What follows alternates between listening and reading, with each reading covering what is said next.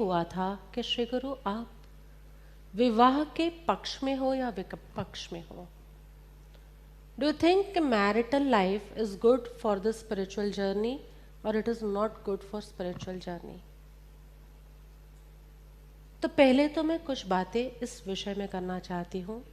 मैं साफ साफ आपको बता दूँ कि ना तो मैं विवाह के पक्ष में हूँ ना मैं विपक्ष में हूँ।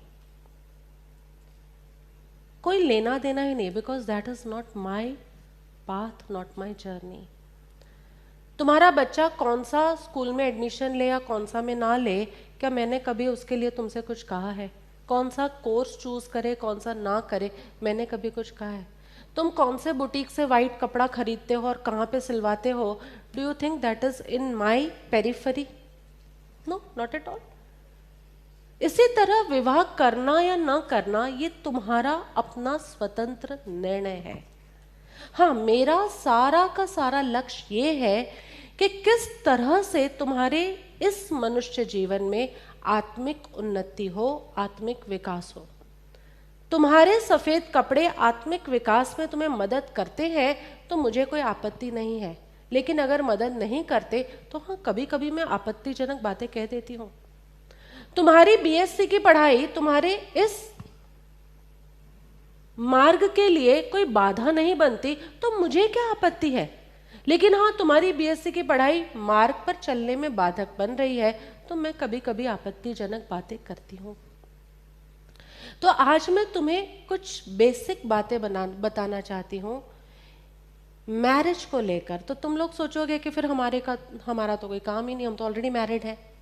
लेकिन नहीं, पेरेंट्स को भी ये बात सुननी है, सोचनी है, समझनी है कि अगर अपने बच्चों की शादी कर रहे हैं तो उसका मूलभूत आधार क्या होना चाहिए।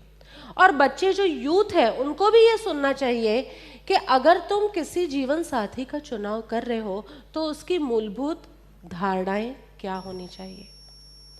जब भी हम विवाह के उम्र में आते हैं या विवाह के लिए कोई सामाजिक प्रेशर बनता है हमारे ऊपर, तब कहीं ना कहीं से कुछ चीज़ें हमारे को इन्फ्लुएंस कर रही होती है। आज मैं तुमसे कुछ ऐसी बातें करने जा रही हूँ जो शायद तुमने कभी इस क्रम से सोची नहीं है, लेकिन ये सारी बातें कहीं ना कहीं विवाह के समय में तुम्हें इन्फ्लुएंस या इफेक्ट ज़रूर करती है। तो कुछ बेसिक बातें देखते हैं, उसके बाद हम आज आगे चलेंगे, क्योंकि ये प्रश्न आजकल बार बार मेरे पास आता है, शुड वी मैरी और वी शुड नॉट मैरी। मैं तो हाँ ही बोलती हूँ। तुमने कभी सुना गौतम प्रभु मैंने किसी को मना किया है कि नहीं you should not marry? In fact मेरे पास आजकल लोग ये भी पूछने आ जाते हैं कि प्रभु मैरिज तो कर रहे हैं बच्चे की, हम ड्रिंक्स रखें कि ना रखें? हाँ, अरे सच में अभी तो आए थे, मुझसे पूछ रहे थे प्रभु अब तुम्हें क्या लगता है मेरा कोई लेना देना है इससे? और मेरा ऑब्वियस आंसर क्या है? अरे तुम्हारा भी नो है तो मेरा कैसे यस हो सकता है? प्रभु आप एक बार मना कर दो कि नहीं ड्रिंक्स नहीं रखनी है, मैं लड़ लूंगी पूरे एक खानदान के साथ। Do you think I should say no और यस? इन लड़ाकू विमानों को मुझे ना हाँ कुछ भी नहीं कहना चाहिए, क्योंकि फिर सारी की सारी टोपी आती है।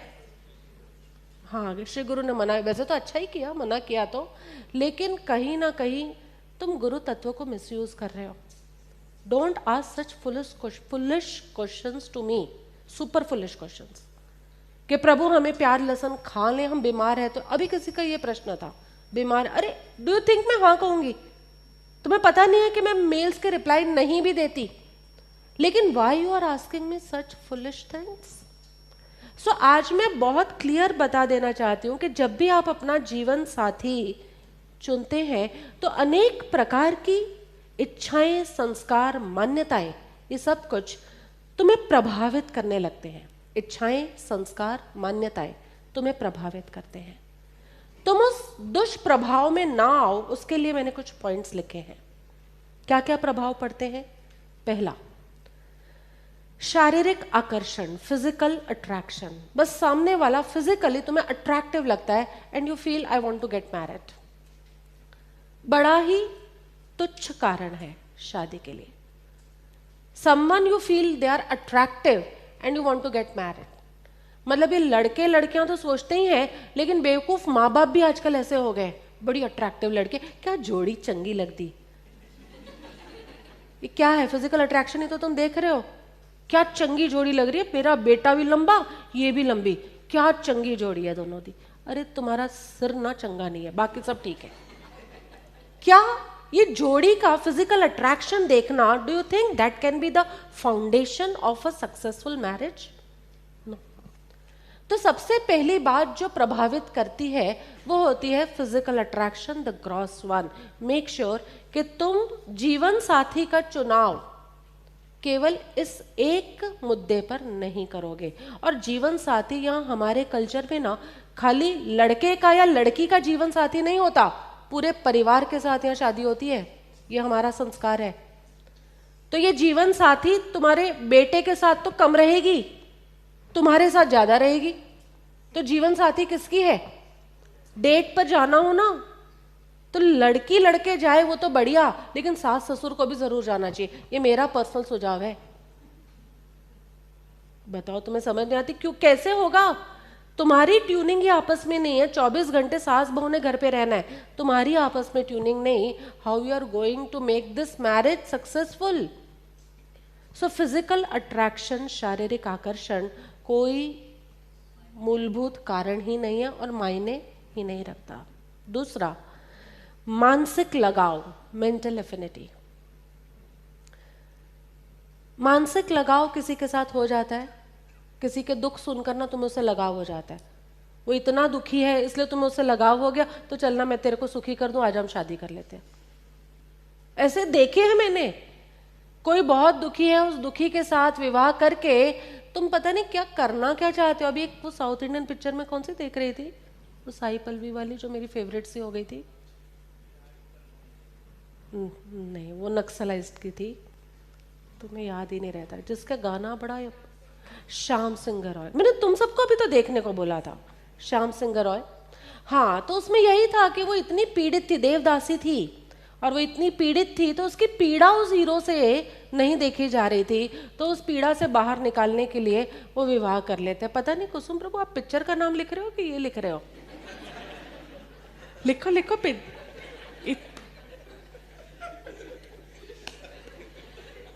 लगातार लिखते जा रहे हैं।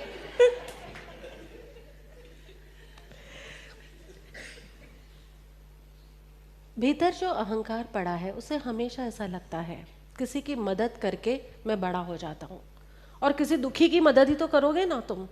तो किसी दुखियारे की मदद करूं, वो बेचारी कितनी परेशान है या वो बेचारा कितना परेशान है, तो लेट मी हेल्प। ये तो इससे बड़ी क्या बात हो सकती है कि हम किसी की मदद करें। भाई तुम मदद कर दो, लेकिन शादी जैसा गुनाह मत करो। ऑन दिस बेसिस मानसिक लगाव नहीं। तीसरी बात, प्रोफेशनल सिमिलैरिटी, व्यावसायिक समानता। कहते भी हैं कि डॉक्टर को डॉक्टर से शादी करनी चाहिए, इंजीनियर को इंजीनियर से शादी करनी चाहिए। इंजीनियर ठीक है, इन्होंने तो मना किया, लेकिन ऐसा सुना तो होगा ना, जो जिस प्रोफेशन में हो उसको सिमिलर प्रोफेशन वाले से शादी करनी चाहिए। Not a very good cause, क्योंकि प्रोफेशन चाहे कोई भी हो, लेकिन मानसिकता ही ना कुछ अलग ही दिशा में हो सकती है। तो ये भी कारण नहीं होना चाहिए जीवन साथी के चुनाव करने का। चौथा कारण, नैतिक झुकाव, मॉरल इंक्लिनेशंस। तुम्हें लगता है बड़े उपाश्रय और मंदिर जाती है लड़की, बहुत अच्छी है। उपाश्रय और मंदिर जाने से अच्छा होने का कोई संबंध नहीं है, तुम भी जानते हो। जितने गलत काम तुम वहां जाकर भी कर सकते हो, इतने तो कई बार जो वहां नहीं जाते ना वो भी नहीं करते। तो कहीं ना कहीं हमें लगता है अच्छा मंदिर जाती है, उपाश्रय। इनफैक्ट हमारे वहां कैलकाटा में तो उपाश्रय जो था जैनों का, वो अड्डा था लड़के लड़कियों के शादी कराने का। नीलेश प्रभु को भी मैं वहीं से मिली थी। सच कह नहीं, हाँ कह रहे हैं। देखो, इनके मम्मी और हमारी मासी वहीं मिले थे उपाश्रय में।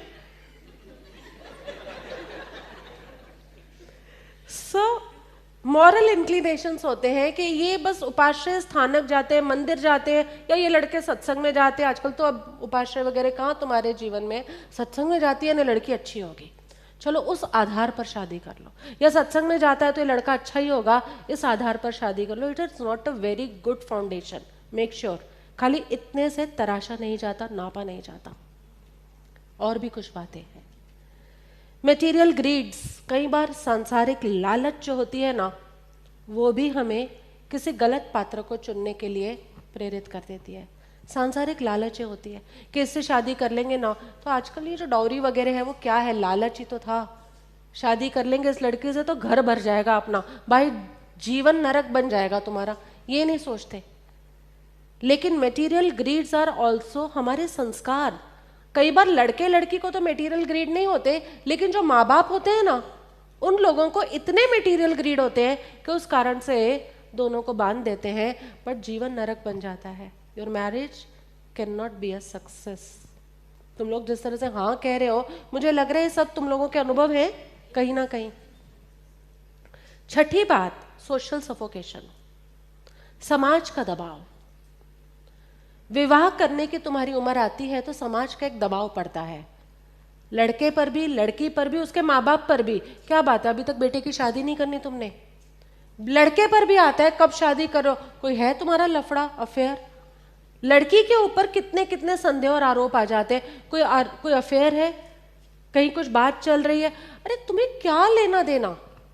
और इस प्रेशर में हम लोग कई बार मैरिज प्रपोजल जो भी आता है उसको वी जस्ट से यस, जबकि वो हमारे जीवन को नरक बना देता है। Social suffocation. And if you take the decision of marriage, such a grand decision of marriage, under social suffocation, you know where you are going to land up, isn't it? कहाँ जाकर रुकोगे तो। और भी कारण है सेंशुअल प्लेजर। जो उम्र आती है मैरिज की 25 से 35 या 20 से 30, हमारे हार्मोनल एक्टिविटीज ऐसी होती है कि हमें कहीं ना कहीं सेंशुअल प्लेजर की तलाश होती है, और उसी की पूर्ति के लिए हम ये खूंटी से बन जाते हैं। और जब वो हार्मोन्स हमारे धीरे धीरे कम होते हैं या चेंज होते हैं, तब पता चलता है कि अरे क्या करने गए थे और क्या कर लिया। क्योंकि अब वो 10 साल की तो शादी है नहीं। वैसे आजकल तो यही हो गया, शादियों की शेल्फ लाइफ भी तो कितनी छोटी होती जा रही है। अलग अलग ढंग से डाइवोर्स हो रहे हैं, अलग अलग ढंग से क्विटिंग द रिलेशनशिप्स चल रहा है, अलग अलग ढंग से लोग लिव इन रिलेशनशिप्स में आने लग गए। मैरिज में कोई नहीं जीना चाहता, let's start live in relationship. क्या मिलेगा इसमें? जीवन तुम्हारा तनावग्रस्त ही रहेगा। You are not having a successful relationship. So sensual pleasures हैं जो कामुक सुख होते हैं, उस कारण से भी हम शादी की तरफ आकर्षित होते हैं। और ये प्रकृति का नियम है, क्योंकि प्रकृति को तो खुद को सस्टेन करना है, तो तुम में कामुकता डालेगी, लेकिन तुम उस कामुकता से किस तरह आजाद हो सकते हो या ऊपर उठ सकते हो, ये तो तुम्हारा प्रयास होना चाहिए। जीवन का लक्ष्य तुम्हारा क्लियर होना चाहिए कि क्या मैं मैरिज करके इस पाथ पर चलना चाहता हूं, या बिना मैरिज के या कोई अच्छा साथी ढूंढ कर let me wait. At least don't take the decision when you are under the stress of sensual pleasure. जब तुम्हें खाली हर जगह वह कामुक सुखी दिखाई देते, उस समय डिसीजन मत लो। एटलीस्ट तुम्हारा डिसीजन राइट होगा। 8वां मैंने लिखा है stress of emotions. In emotional stress के कारण भी हम कोई कंपेनियन ढूंढते हैं। अलग अलग स्ट्रेस होते हैं इमोशंस के, और उसके कारण हमें लगता है कि ठीक है कामुक सुख की ज़्यादा इच्छा नहीं है, लेकिन कोई अपना साथी हो, कंपेनियन हो, जिससे हम अपने सारी स्ट्रेस की बातें करके वेंट आउट कर सके। ऐसा भी इस कारण से भी आजकल लोग मैरिज करने लगे। तो ये कोई भी कारण है, पहले से लेकर 8वें तक 8 कारण बताए मैंने। कौन सा? पहला शारीरिक आकर्षण, फिजिकल अट्रैक्शन। दूसरा मानसिक लगाव, मेंटल एफिनिटी। तीसरा व्यावसायिक समानता, एक ही प्रोफेशन के हैं दोनों इसलिए मैरिज कर लेते हो, not a right way to choose. चौथा नैतिक झुकाव। पांचवा सांसारिक लालच। छठा सामाजिक दबाव, प्रेशर। सातवां कामुक सुख, और 8वां भावनात्मक तनाव, स्ट्रेस ऑफ इमोशंस। तुम देखो, तुमने जब भी जीवन में अपनी शादी का निर्णय लिया होगा ना, तो इन्हीं 8 के आधार पर लिया होगा। और अब आगे जाकर तुम अपने बच्चों की भी शादी का निर्णय लोगे ना, तुम इन 8 के दबाव में ही रहोगे। सो मैं आज भी तुम्हें कहती हूँ, मैं शादी के ना पक्ष में हूँ ना विपक्ष में हूँ, but being a Guru in your life जो हर जगह फैला हुआ है, तुम्हें क्या खाना, क्या पीना, क्या सुनना, ये सब निर्णय तुम मेरे से लेते हो ना, तो तुम्हें विवाह भी कैसे करना ये निर्णय आज मैं तुम्हें देती हूं। तुम्हें अगर मैरिज करनी है मुझे कोई आपत्ति नहीं, लेकिन अध्यात्म में एक बहुत ही सुंदर शब्द आता है, शादी उस आधारशिला पर होनी चाहिए। वो शब्द होता है पूरक चेतना, कॉम्प्लीमेंटिंग कॉन्शियसनेस। शादी करो, अगर तुम्हारा उम्र है तुम शादी करो। ये सब कारण नहीं होने चाहिए जो मैंने 8 बताए, लेकिन जो 9वां कारण मैंने लिखा है अपनी डायरी में, पूरक चेतना को ढूंढने के लिए। तुम्हारी चेतना अधूरी है किसी के बिन, तो ठीक है पूरक चेतना को खोजो। लेकिन ये पूरक चेतना कौन होती है? नंबर 1, जो तुम्हारी आध्यात्मिक विकास में मदद करती है। आध्यात्मिक विकास में ऊपर के 8 मैंने रिजेक्ट किए हैं, और तुम खुद जानते हो, तुम इन्हीं के आधार पर लड़की या लड़के का चुनाव करते हो। अगर तुम्हें सच में एक सफल विवाह चाहिए, सफल जीवन, वैवाहिक जीवन चाहिए, तो तुम्हें पूरक चेतना की तलाश करनी चाहिए। पूरक चेतना यानी जो तुम्हारी आध्यात्मिक विकास की यात्रा में तुम्हें कॉम्प्लीमेंट करे, मदद करे, सहायता करे। तुम स्वराज क्रिया करने बैठ रहे हो तो वो तुम्हें डिस्टर्ब ना करे, इनफैक्ट तुम्हें हेल्प करे। तुम सत्संग में आते हो तो वो बाधाएं ना पहुंचाए, वो तुम्हें सत्संग में जाने के लिए मदद करे, इनफैक्ट खुद भी आए। मैं तो यही चाहती हूँ, पर एटलीस्ट तुम्हारे स्पिरिचुअल पाथ में वो बाधा ना पहुंचाए। और लगभग मैंने देखा है एसआरएम के बच्चे भी जब अपनी मैरिटल अरेंजमेंट के अंदर जा रहे होते हैं तो वो छुपाते हैं इस अपनी एसआरएम के साथ के कनेक्शन की बात, कि we are connected to some organization, छुपाते हैं। और इस वजह से बाद में जब कहते हैं अब हमें सत्संग में जाना है तो घर में बखेड़े शुरू होते हैं। आई एम ग्लैड शिखा तुमने कभी छुपाया नहीं, और तुमने नहीं छुपाया तो तुम्हें कितनी आज़ादी है, कितनी लिबर्टी है। पहले से ही क्यों नहीं बता पाते कि SRM is a part of our life, part क्या, it is a breath of our life, क्यों नहीं बता पाते? तुम कुछ गलत कर रहे हो क्या? You should feel respected, you should feel honor that you belong to such a organization जो इतनी डिवाइन कॉन्शियसनेस की तरफ हमको लेके जा रही है। तुम्हें इसका प्राउड फील होना चाहिए, रिस्पेक्ट एंड ऑनर फील होना चाहिए। उसकी जगह तुम शर्म फील करते हो। इनफैक्ट अभी जब मेरी ये बात हो रही थी कुछ बच्चों के साथ, तो किसी ने यही कहा कि हमारी शादी हुई ना तब एसआरएम की बहुत बातें हुई थी। हमने कहा वेरी गुड, का क्या बातें हुई? उन्होंने कहा हमने उनको बताया हम एसआरएम में कितनी सेवा देते हैं। बस उन्होंने जहां ये बताया ना सामने वाले पात्र को कि हम एसआरएम में कितनी सेवा देते हैं, उनको वहीं से इनसिक्योरिटी का बीज डल गया। शादी तो कर ली, लेकिन शादी के बाद अब क्या होता है, एसआरएम में इतनी सेवा देता है, know my life is insecurity. उनको उस दिन यही समझाया, क्यों तुम उनको ये नहीं बता पाए एसआरएम से हमें जीवन का दान मिला है, उसके परिणाम में अब हम थोड़ी थोड़ी सेवा करते हैं। एसआरएम से हमें जीवन को देखने की दृष्टि मिली है, उसके परिणाम में हम थोड़ी थोड़ी सेवा करते हैं। एसआरएम से हमें अपने जीवन को सफल बनाने के हर प्रयास मिले हैं, इसलिए अब हम थोड़ी थोड़ी सेवा करते हैं। लेकिन तुमने बता क्या दिया? सीधा हम सेवा करते हैं, सामने वालों को वहीं इनसिक्योरिटी आनी शुरू हो गई। And I can see that insecurity in that child's life.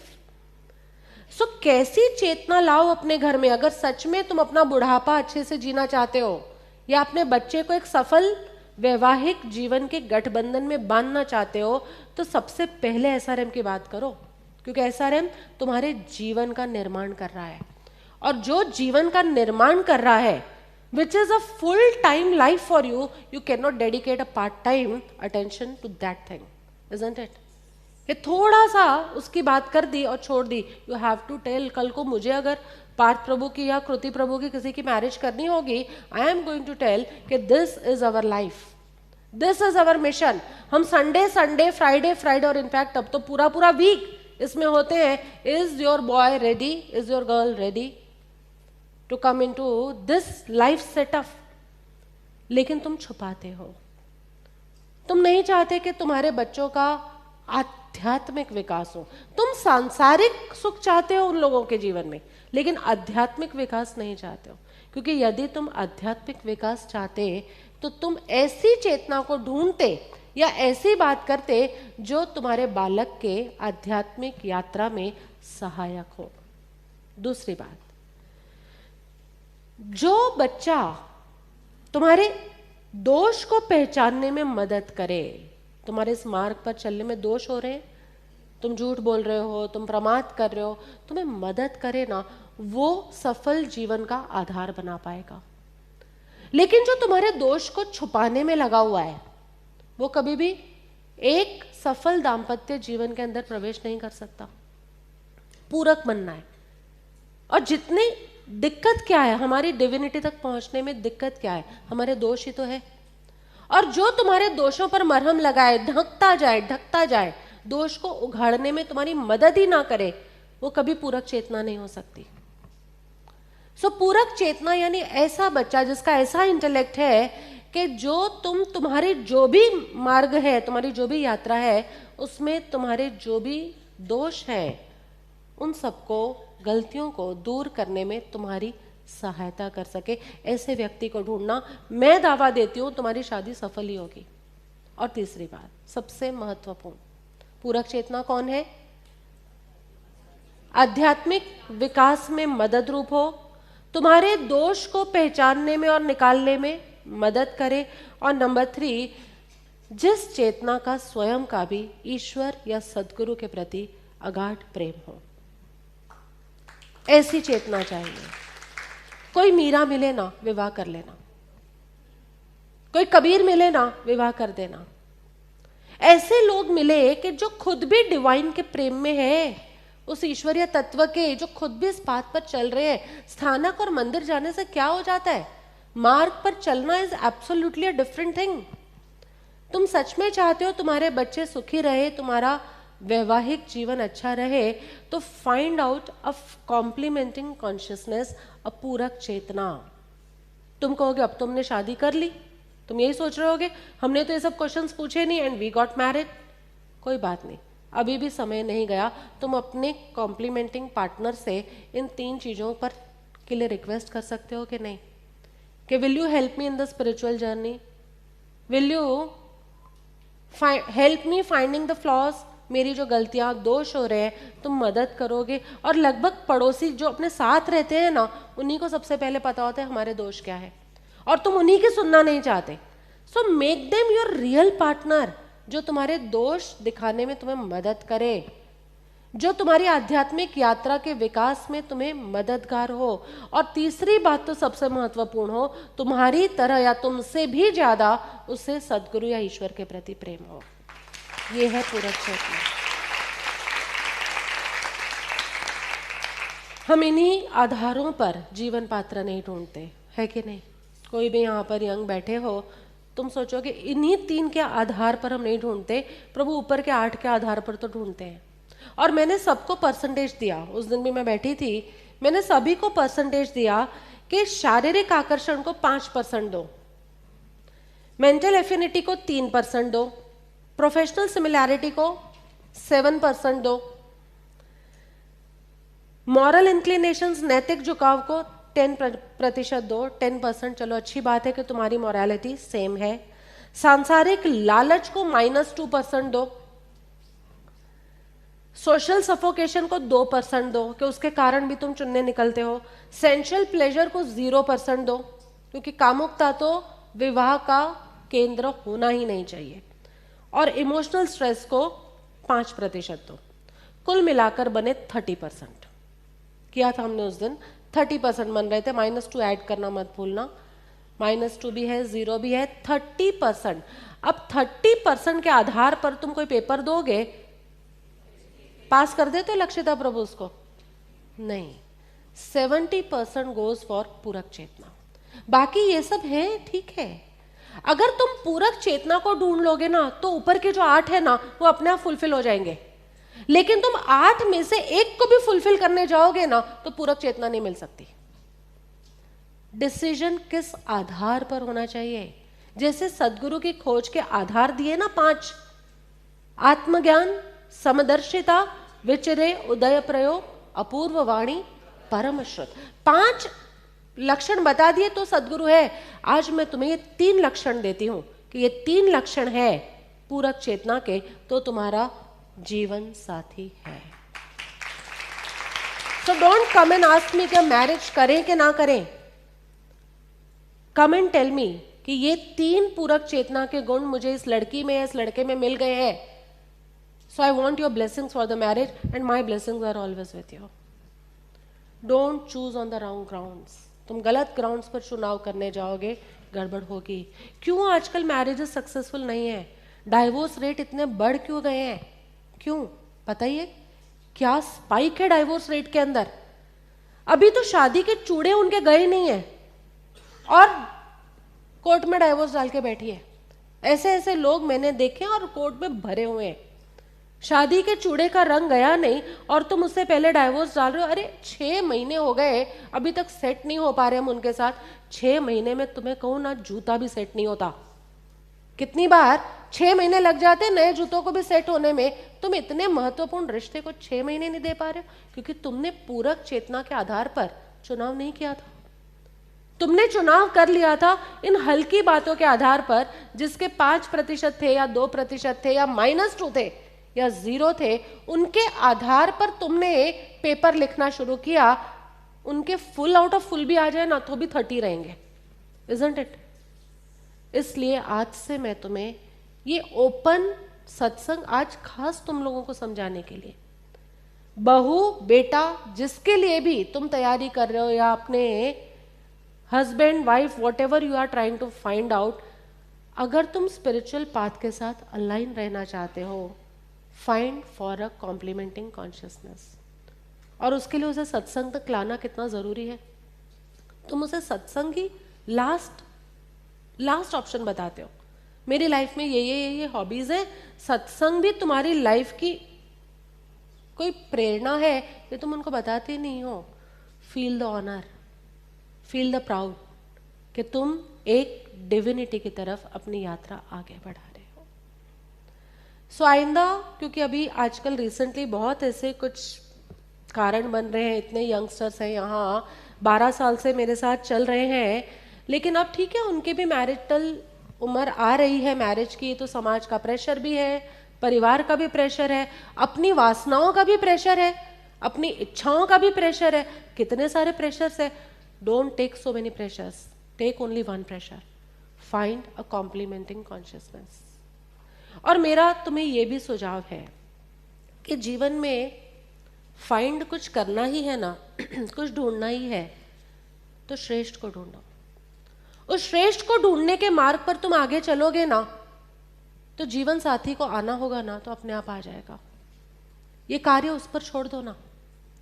तुम श्रेष्ठ के मार्ग पर आगे चलो, जीवन साथी की अनिवार्यता होगी, तो वो अपने आप तुम्हारे जीवन पाथेय पर आगे आ जाएगा।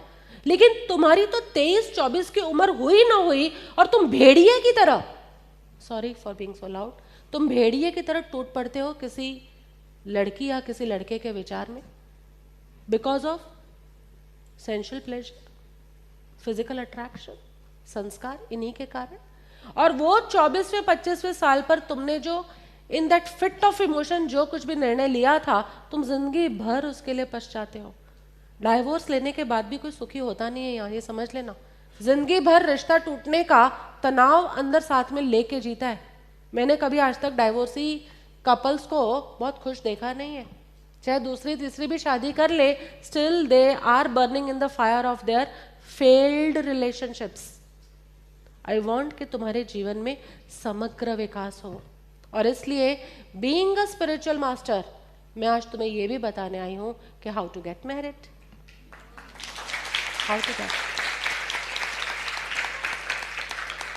Get married.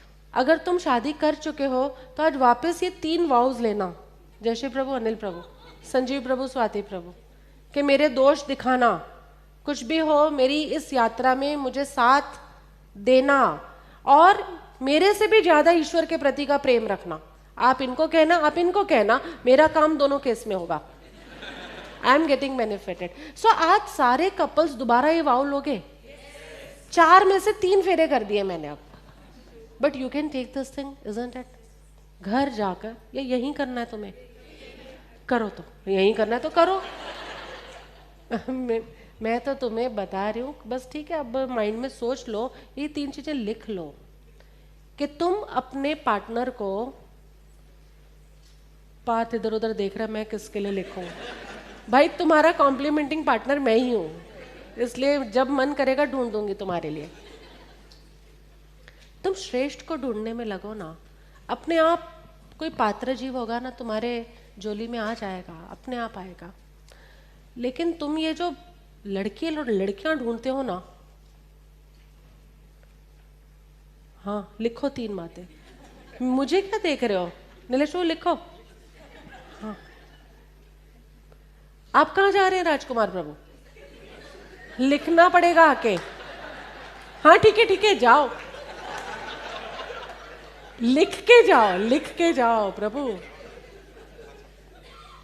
लिख के जाओ। अभी इस हीट ऑफ द मोमेंट में तुम नहीं लिखोगे,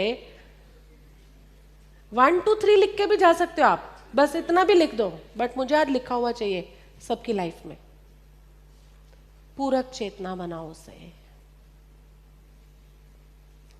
कई बार कुछ अपवाद होते हैं कि साथ वाला आध्यात्मिक यात्रा के बारे में सुनना ही नहीं चाहता। ठीक है, तो फिर तो उससे शादी करना ही मत।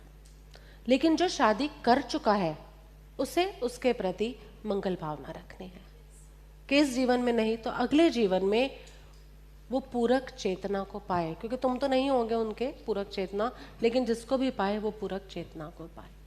सो ये भावना भी बहुत काम आती है। पूरक चेतना पाए, हाँ गुरु को पाना तो सबसे बड़ी बात है, वो तो इस जीवन में भी है, लेकिन कहीं ना कहीं आप उनके पूरक चेतना नहीं बन पा रहे, इसलिए कि कोई पूरक चेतना से उनका जीवन अलौकित हो। गुरु को पाए वो तो सबसे बड़ी प्राप्ति है। ओके, सो 3 ही नियम थे, तुम लिख क्या रहे हो इतना सारा? हाँ, कौन सा दोष है वो नहीं लिखना अभी तुम्हें उनके लिए, कि कौन कौन से दोष उनको बताने हैं। So don't choose your partner on the wrong grounds. जो पहले 8 मैंने बताए वो सारे रॉन्ग ग्राउंड्स पर पार्टनर चूज कर रहे हैं, ऐसा नहीं होना चाहिए। वो मैरिजेस कभी सफल नहीं होती, तुम्हारे बेटे बहू भी तनाव में रहेंगे और उसके परिणाम स्वरूप तुम्हारे घर में भी हमेशा तनाव रहेगा। और जिस घर में तनाव है, तुम्हें लगता है तुम मोक्ष मार्ग पर बहुत सरलता से चल पाओगे? नहीं, पूरा चाहिए। इसी अभी मैं एक किताब पढ़ रही थी, वही जेम्स क्लियर की, तो उसमें यही था कि मोटिवेशन एक बात है, it is generally overrated. What matters is माहौल, एनवायरमेंट। सो तुम्हारे घर का जो एनवायरमेंट है ना, दैट रियली मैटर्स। और ये चातुर्मासिक नियम के अंदर मैंने तुम्हें उस एनवायरमेंट की शुद्धिकरण के अंदर ही बांधा है। तुम भी पढ़ रहे थे और व्हाट अ कोइंसिडेंस, मैं भी वही किताब पढ़ रही थी। सो उसका ही 3rd 4th चैप्टर था कि motivation is overrated, what matters is environment. मुझे लाइन इतनी अच्छी लग गई ना, ऐसा ही है, लोग मोटिवेशन चाहते हैं लेकिन घर के एनवायरमेंट को बदल नहीं रहे। सो मैं चाहती हूं कि तुम घर के पूरे माहौल को बदलो।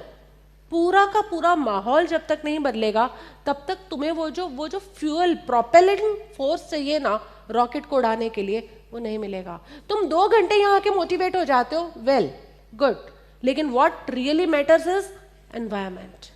मोटिवेशन को ओवररेट कर दिया है कि कोई मोटिवेट करे। अरे बहुत मोटिवेट किया तुम लोगों को, लेकिन फिर भी तुम मोटिवेटेड क्यों नहीं रहते हो? Because you have not made your environment in such a way. जगह जगह अगर वो तुम्हारा कमरा है तो अच्छे अच्छे श्रीमत सूत्र लिख दो वहां पर। आने वाले आई थिंक इमीडिएटली 1-2 वीक में श्रीमत सूत्र भी आने लगेंगे, तो श्रीमत सूत्रों को कहीं ना कहीं स्टिकिंग पेपर पर डाल के लिखो, कहीं ना कहीं गुरु का चित्रपट रखो, कहीं ना कहीं घर का माहौल ही ऐसा बना के रखो that motivates you, inspires you, reminds you कि your life is for something else. Create a good environment. So make sure कि तुम कैसे अपना जीवन पात्र चुनोगे, अपना ही नहीं, अपने बच्चों का भी कैसे चुनोगे नवीन प्रभु? बेटी की शादी करोगे तो अब क्या ध्यान रखना है? भले थोड़ी 3-4 साल डिले हो जाए शादी, लेकिन ध्यान हमेशा ये रखो पूरक चेतना है कि नहीं। समाज के दबाव में हमें लगता है 25-26 के हुए बच्चे शादी करो, ब्याह, वो समाज का दबाव जिंदगी भर का तनाव बन जाएगा। So better be aware. चलते हैं, आज निश्चय है लघुराज स्वामी का एक पत्र तो जरूर करेंगे। कौन सा है वचनामृत? 577। Good good.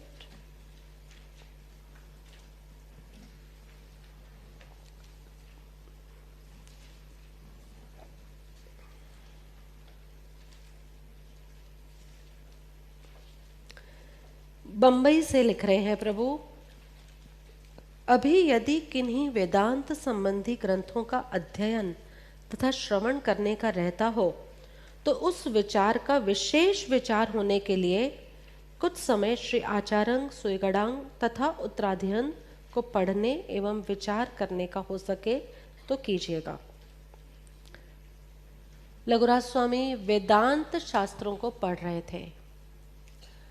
प्रभु ने क्या कह रहे हैं? वेदांत शास्त्र पढ़ रहे हो, उपनिषद पढ़ रहे हैं, कोई और वेदांत का समझो ना, भगवत गीता पढ़ रहे हैं, वो भी वेदांत दर्शन से ही है। अष्टावक्र गीता पढ़ रहे हैं, प्रभु ने ही आज्ञा दी है मुनि को वेदांत शास्त्र पढ़ने को। लेकिन सडनली प्रभु उनको कह रहे हैं कि वेदांत शास्त्र पढ़ रहे हो तो साथ साथ में आचार्य सुईगड़ांग और उत्तराध्ययन यानी जैनों के जो आगम है उनको भी पढ़ने एवं विचारने का हो सके तो कीजिए। See what is trying to do? Coexist करते हैं दोनों। तुम एक को ही पढ़ते रहो फिर दूसरे को ही पढ़ते रहो, नो, दे बोथ को एग्जिस्ट। वेदांत फिलॉसफी और जैन फिलॉसफी को एग्जिस्ट करती है। अगर ये पढ़ रहे हो तो साथ में ये भी पढ़ो, तो सिद्धांत बोध और उपदेश बोध दोनों एक साथ परिणमन करेंगे। यही बात चल रही थी पिछले भी काफी वचनामृतों में कि वैराग्य और उपशम की यात्रा है और सिद्धांत बोध और उपदेश बोध से हमें उस यात्रा को पूरा करना है। प्रभु यहाँ पर देखो बार बार उन्हें गाइड कर रहे हैं, एकांत मति मत हो जाना। खाली वेदांत पढ़ोगे तो एक पक्ष पकड़ लोगे, पैरेलल जैनिज्म का पक्ष भी पकड़ के रखना। वेदांत के सिद्धांत में तथा जिन आगम के सिद्धांत में भिन्नता है, पहले भी बताया था, वो जगत के स्वरूप की बात करते हैं और जिन सिद्धांत जीव के स्वरूप की बात करते हैं। वहां पर भी जीव के सिद्धांत की कुछ बातें हैं लेकिन वो इतनी डोमिनेटिंग वॉइस में नहीं है। वहां जगत के स्वरूप का बहुत ही सुंदर निरूपण है, लेकिन जिन दर्शन के अंदर मुझे पुरुषार्थ क्या करना है, मुझे एक्शन पॉइंट क्या लेना है, उसकी बात आती है। इसलिए प्रभु कहते हैं कि दोनों को साथ लेकर चलो। वेदांत के सिद्धांत में तथा जिन आगम के सिद्धांत में भिन्नता है तो भी जिन आगम को विशेष विचार का स्थान मानकर वेदांत का पृथक्करण होने के लिए वे आगम पढ़ने विचारने योग्य है, यही विनंती। विशेष विचार पुरुषार्थ का करना है। स्वरूप तो एक बार में समझ में आ जाता है कि बाहर सब अनित्य है, बाहर सब परिवर्तनशील है, बाहर कुछ भी टिकता नहीं, समझ में आ जाता है। लेकिन अब विचार करना ये जीव का नित्य पुरुषार्थ है। एवरी टाइम हमें किसी न किसी ढंग से विचार में प्रवेश करना है। अभी मैं 2 दिन